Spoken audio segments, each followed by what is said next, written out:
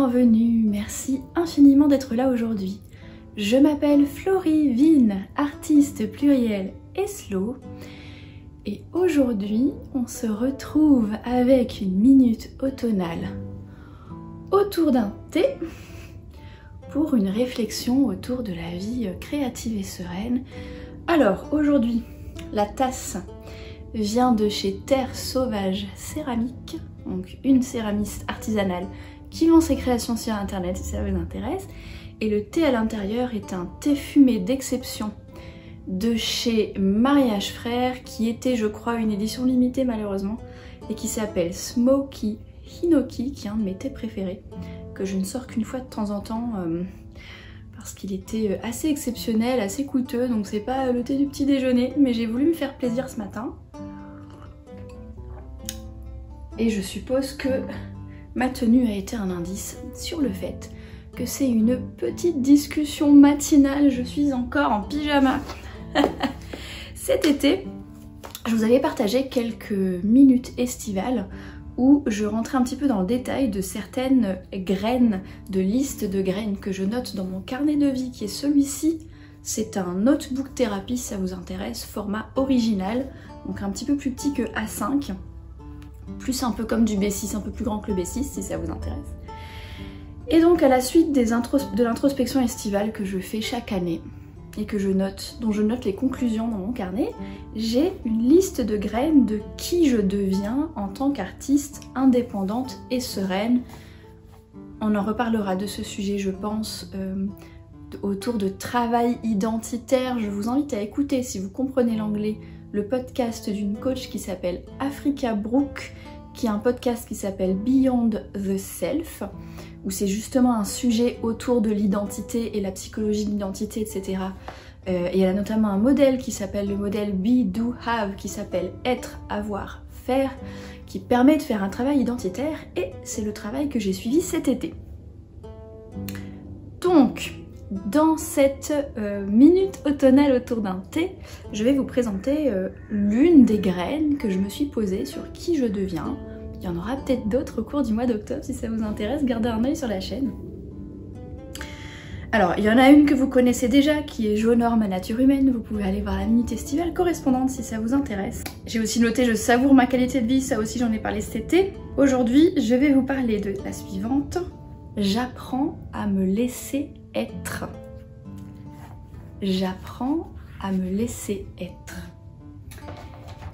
Je ne sais pas si vous serez concernés, parce que ça dépend des personnalités de chacun et de chacune. Mais il se trouve que j'ai une personnalité très... On va dire que j'aime bien contrôler les choses, j'aime bien être en mesure de prévoir ce qui peut se passer à l'avenir, j'aime bien planifier, j'aime bien préparer toutes les éventualités possibles.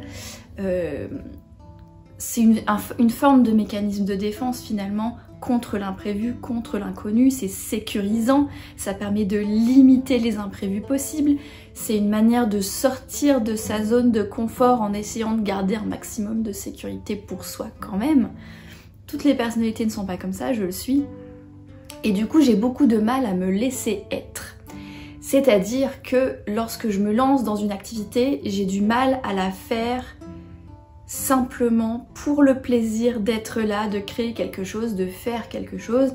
J'ai tendance à me demander, ok, pendant combien de temps, qu'est-ce que j'ai à faire après, qu'est-ce que je dois accomplir, et ça appartient à quel plus grand projet, et pour quelle date j'ai envie de le terminer, à qui je veux le diffuser. En fait, j'ai un esprit qui est énormément tourné vers l'avenir, ce qui a beaucoup d'avantages, parce que ça me permet du coup de planifier à long terme et de concrétiser mes aspirations, etc. Donc je ressens beaucoup de gratitude pour la personnalité que j'ai, hein. Mais toutes les personnalités humaines ou tous les traits de caractère humain ont un revers de la médaille quelque part. Et pour moi, ce revers de la médaille, c'est d'avoir du mal à être présente et à me laisser en fait écouter mes ressentis, me laisser ressentir ce que je suis en train de ressentir ici et maintenant, me laisser vivre ce que je suis en train de vivre ici et maintenant, me laisser profiter de l'activité qui est en cours ici et maintenant, que ce soit une activité de travail, que ce soit par exemple une course à pied où je peux profiter des sensations de mon corps pendant que je cours, que ce soit une activité de loisir en famille ou entre amis pour profiter de mes proches. J'ai tendance à avoir en fait mon esprit qui cavale dans ma tête et qui pense à plein de choses et en général qui pense au futur. Qui pense à après faut faire ci, après faut faire ça, etc. Ce que Serge Marquis appelle la roue du hamster dans la tête qui tourne et qui tourne et qui tourne et qui m'empêche de porter mon attention sur le présent. Du coup, je me suis noté cette graine de la personne que je deviens qui est j'apprends à me laisser être. Me laisser être. J'ai choisi ces mots-là, donc j'ai choisi le verbe être, puisque c'est pas me laisser faire quelque chose, c'est me laisser être qui je suis. En fait, il y a plusieurs sens derrière cette phrase-là.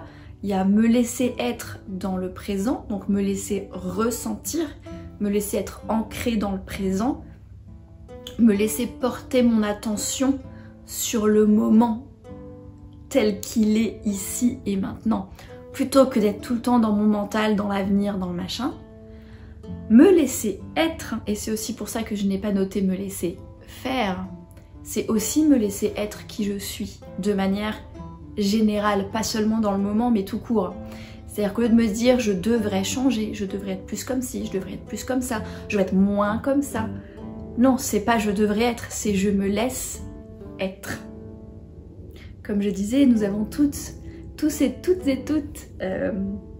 une certaine personnalité, certains traits de caractère qui ont des bons côtés, qui ont des moins bons côtés, en tout cas qui ont des conséquences plus constructives que d'autres dans nos vies. On a aussi des traits de caractère qui sont plus ou moins admis finalement dans la société moderne. Il y a quand même un modèle de personne auquel on est censé aspirer à devenir. Et en fait, l'idée de me laisser être, c'est de me dire non, je suis, en fait, accueillir qui je suis sans jugement. C'est un peu la base de l'autocompassion et de l'amour de soi en fait, hein. C'est-à-dire accueillir qui on est de manière ouverte, sans arrogance en se disant je suis parfait, mais sans jugement non plus en se disant je devrais changer ci, je devrais changer ça.